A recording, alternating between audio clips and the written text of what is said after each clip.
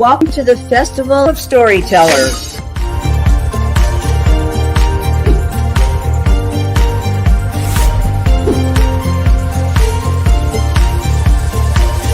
I thank everybody that's involved with this process because we know writers need readers and writers need publishers.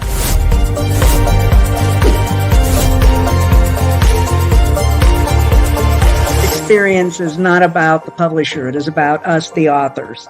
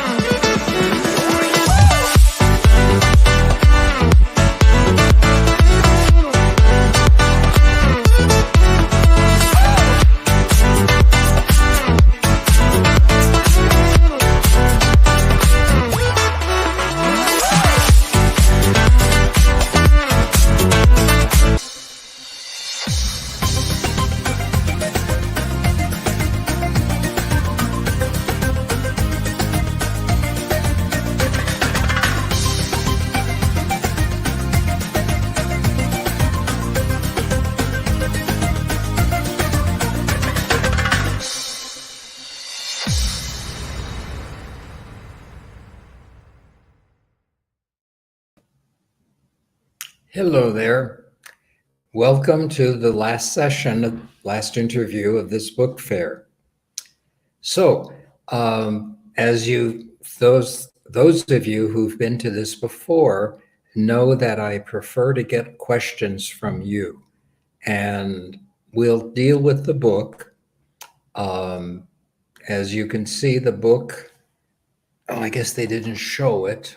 Okay, this is a copy. This is a copy of the book. And what's important to remember is that it came out in 2022. The first book came out in 2000. And actually, that book is entirely reprinted in this book.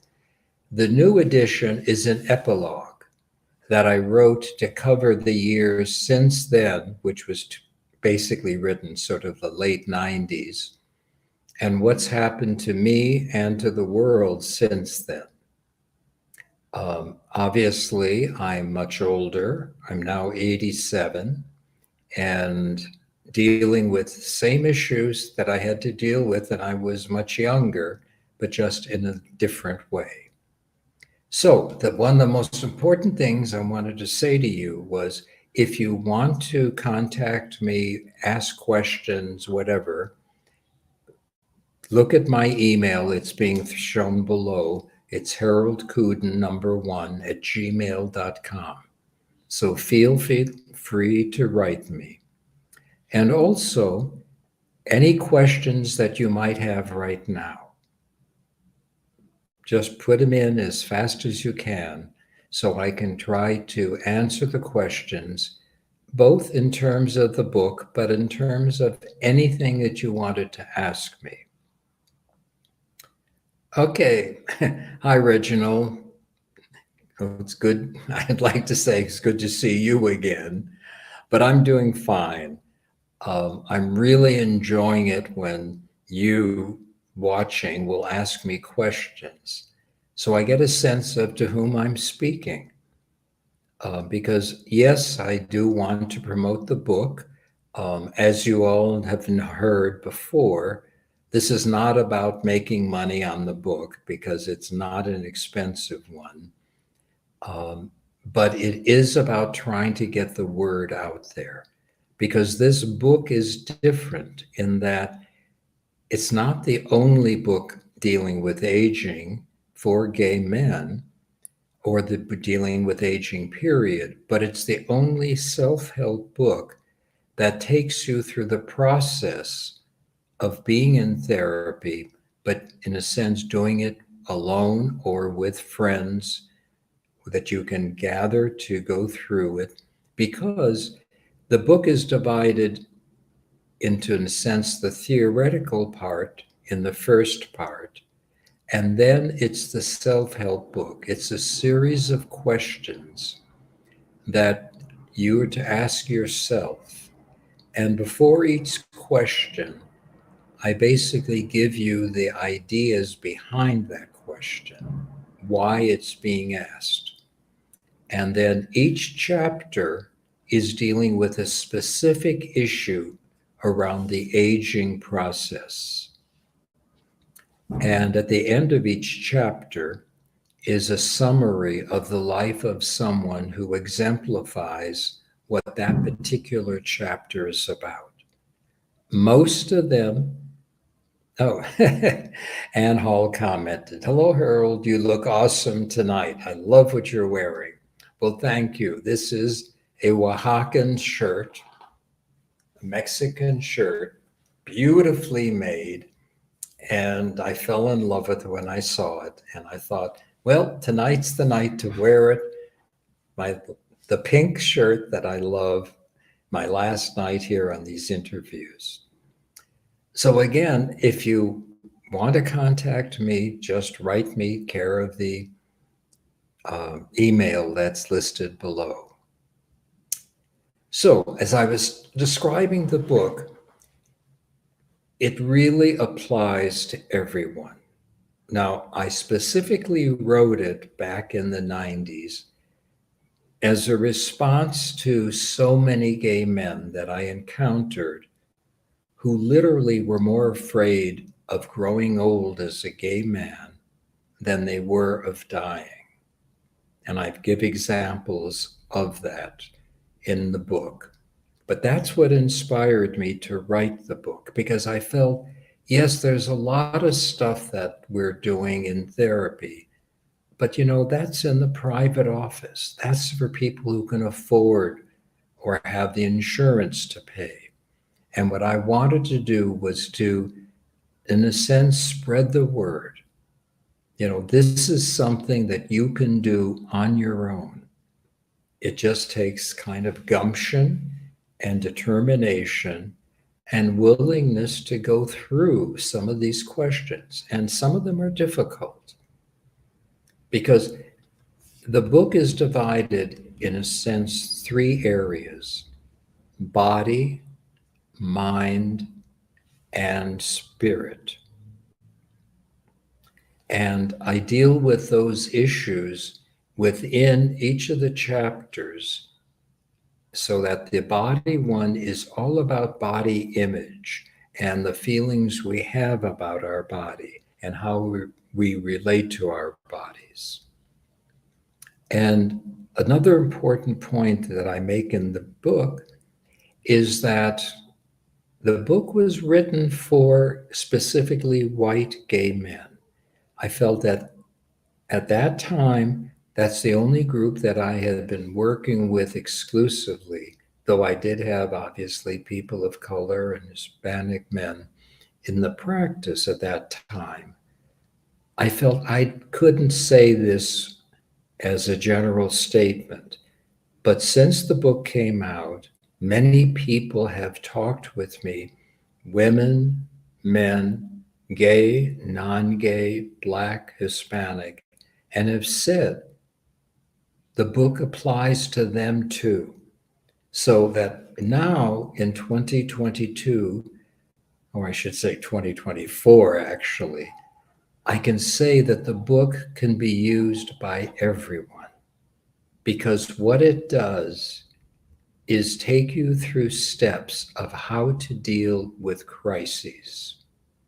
Now, I use the example of coming out as one of the major crises that gay men have to deal with.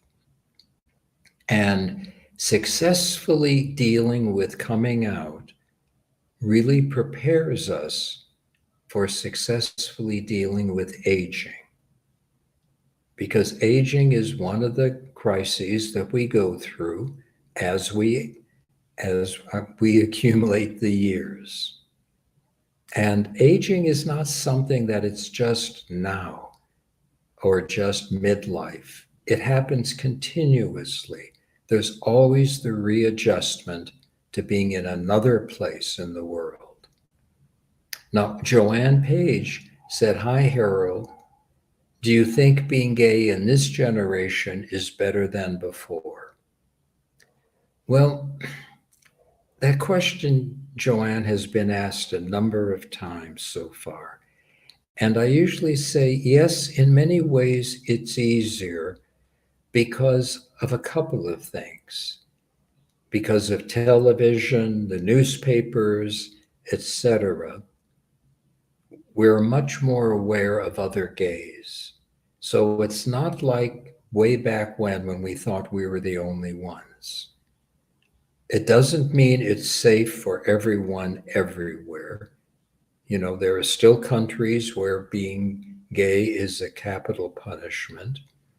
And as I like to say, though I don't like to say it, but I use the example, even in New York City, where I have lived for over 50 years, it's still not safe to go in certain areas holding my husband's hands. So, yes, it's easier now, but I would say one thing that's making it easier is the incredible number of LGBT organizations. They are throughout the country, they're throughout the world. People have more access to people who are like themselves and able to find a support system. I know in the United States, the helplines are very, very important, especially for isolated people or people who are living in areas in which there's no visibility. So, in one sense, yes, it is easier. There's more accessibility, there's more of a chance of reaching out. Which brings me back to the issue about why coming out teaches us. Because there are 3 steps in coming out. The first one is the self acceptance, the honesty about who one is, and presenting that oneself to the rest of the world. That's step 1. Step 2 is community. It's the reaching out to like-minded people. And what I like to say, peers, people who see you for who you are and accept you for who you are. And the third is hope. And that's to me very important because it's the idea of a positive future. Now, these can be used, this experience can be used again after we come out, when we reach midlife crisis and we have to adjust to a whole new world where we're being seen differently. And sometimes it means having to leave the gay groups that we got our support from and looking to new gay groups. People who can see us for who we are at midlife and not see us negatively. And this happens continuously as we become elders. As I mentioned, I'm an elder. At 87, I damn well deserve to call myself an elder. But there's something else I think that's really important for us to get hold of. And that's the idea of community, that need to be connected to other people where you feel comfortable and safe, which also brings in the idea of the chosen family. Because most of us were raised in a blood family in which we had to hide who we were. And so what I call the chosen family are those loved ones who may or may not be connected by blood, but they're the people we look to for support and people we get our positives back to us.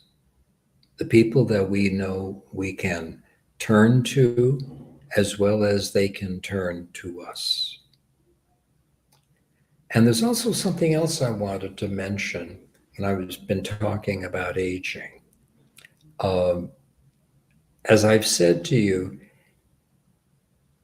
the fear about getting old, is so ingrained in this culture. And the AIDS crisis brought this to the fore. And again, one of the motivations for writing the book was because I saw this internalized gay ageism be so destructive. And so one of the things I tried to focus on in the book is a constant awareness of how this internalized gay ageism can be so destructive, and how to break it down and finally let go of it.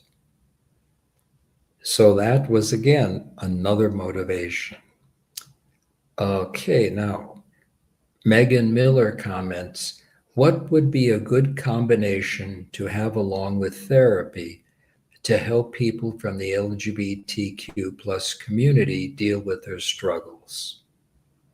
Well, therapy is one way, but again, as I was saying, I think it's connecting to other people, which means using the internet to find the local community groups that you're connected with. If you are religious and having difficulty in your religion because of being gay, then there are groups that deal with this issue. Positive support groups. In the Catholic Church, it was Dignity. There were just so many different groups of people who were able to still remain within their religion, but take a different perspective on it. So that you also need to make a distinction between spirituality and religiosity. As we know, there are fundamentalists in almost every religion who are very anti-gay, especially now in the whole transgender issue. So it's reach out. If you don't have access to a computer, go to the public library in your community and use it. Contact the helplines. Contact whatever groups exist in your community, and there are some. It's even in the most backward areas, people have been able to reach out. And it may only be through the internet, but the important point is making connection with other people. And therapy helps, yes. But as I said, one of the ways I hope you use the book is to gather some friends together, or even advertise and say you want to do this group, and people come in who want to work on the same issues. Okay, Kelly Mays commented, "Hi, Harold. I just want to know your thoughts about this. In 10 years' time, do you think that some of the heavily homophobic countries would loosen their laws against homosexuality?" Well, all I can say is I hope it happens. I think the more that we connect with each other and the more that we support each other, it gives the people in those countries an ability to connect and hopefully find the strength to protest. But we have to do our work too from the outside of those countries, because there are still countries that are where capital punishment is there if they find you being, quotes, a gay person. And unfortunately, there are some USA citizens who are very religious, who are promoting these laws. So And if you're interested, there's the International Lesbian and Gay Association, which has, I think, at this point, over 400 international organizations from countries around the world uniting to fight these issues. And they are one of the NGOs in the United Nations. That was a battle, I can proudly say, that I started become the work back in the 80s to get the UN membership. So, there are a lot of things you can do in reaching out and connecting. And especially if you're an LGBTQ elder, there's always SAGE, SAGE, the number is sageusa.org. And they have a helpline as well. And so that you can call and just ask questions. And if you're young, there is the Hedrick Martin Institute in New York City. But all you need to do is reach out. That's the most important part, I feel, that what you can do for yourself. So keep the questions coming. And okay, Reginald McBride commented, regarding the topics of ageism that you have mentioned throughout your days here in the event, how can someone from the LGBTQ community develop pride in their aging, and how can they come to terms with it? Well, Reginald, that's why I wrote the book, because it's not just the LGBTQ community that has been plagued with ageism. It's almost inherent in this country. You get it constantly in the television ads. You get it in the TikTok. You get it everywhere where young people, youth is prized. And for most people, when I talk with them, will admit, when they were young, they were pretty miserable. They were not happy with the way the world was and the way they were being treated. So I think it takes work. It's not simple to just sort of say, I don't want to be ageist, because you're getting reinforcement constantly in the news. Who are the broadcasters? Who are the people? Who are the announcers? What are the models that are set up? But I do think there has been improvement. I think that we're seeing more and more people who are older, who are now with pride. And I'm thinking, for example, the movie Naiad. Here you have two women, both approaching 60, presenting themselves as women who have aged, who are still in charge of their life, and not afraid to appear without makeup, without beautiful clothes, etc., etc. And I always like thinking, when I talk about this issue, I don't know if any of you seen the movie Sunset Boulevard, but it was about, quotes, a has-been, a woman who was popular years before, but now she became a caricature of herself. And at the time that the movie was made, she was 50 years old.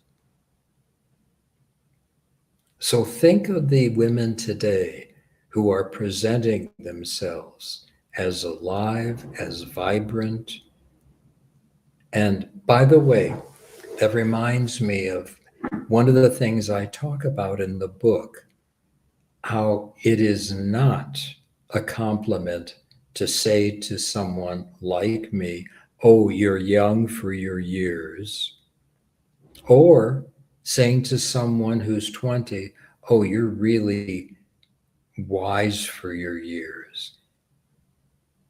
It's like saying you can't be alive, vibrant, intelligent, thoughtful, focused, enjoying life if you have to use some other age period to compliment somebody.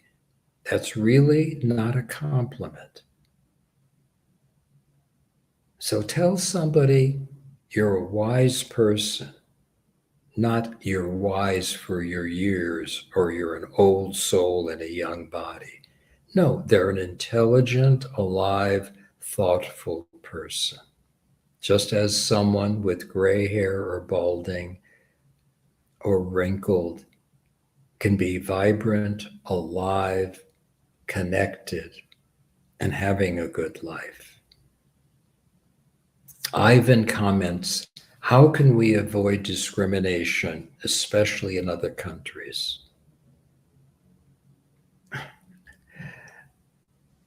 Well, Ivan, that is something that we have to work on constantly. Our own prejudices, our own unawareness sometimes. Now, I've mentioned this occasionally. Now, my husband is a black man. We didn't get together till I was 65 and he was 59. And a couple of years, 8, 9 years ago, we started a salon on racism, white privilege, and white superiority. And the salon's purpose was to get us to understand each other and see the ways we perpetuate racism and the ways that we haven't acknowledged that as white people, we have a lot of privilege that we're not even aware of. So your question about discrimination it's not just around the world, it's here in this country, and that's something we need to work on constantly. There was also something else I wanted to mention. I was having actually a discussion today with a friend. Okay, we've got a couple of more minutes to go. And I wanted to leave you with this. We have many different ages. We have our chronological age. We have our physical age, which is is our chronological age the same as our physical age, or are we much older, or are we keeping ourselves in good health? There's the emotional age, which is how mature are we emotionally? And then there's another, which I like to think about, is our gay age. When did we come out? When did we start accepting ourselves? So when you start putting all these ages together, you can understand why some people in relationships, for example, have difficulty if, quotes, two men or two women look like they're equal in terms of age, in terms of physicality, in terms of emotion. But if one person had come out 20 years earlier and the other person is just in the process of coming out, the gay age becomes important. And it's important to think about these things. So when you're having what seem like irreconcilable differences, you have to account for these. Okay, well, it looks like we're reaching pretty much the end. Now, I want to say again to all of you who are watching, thank you for listening, for questioning, for thinking about these issues. And if you want to continue the dialogue, feel free to write me. I promise I will respond to everyone who writes. And Again, so that's my name, Harold Kooden, with the number 1 at gmail.com. Okay, now, if there are any more questions, throw them at me. We still have a few more minutes. And I want to thank you for listening, for attending, for thinking about these issues, and ask some of these questions of your friends, people that you get together with socially. That's one of the ways we can help each other, is by asking questions of each other, not just talking about ourselves, but kind of finding who is there and letting them know that you'd like to find out who's there, not how they present themselves to the world, not how they want the world to see them, but really who's at home. Okay, so thank you for watching, and I hope to hear from you. So long.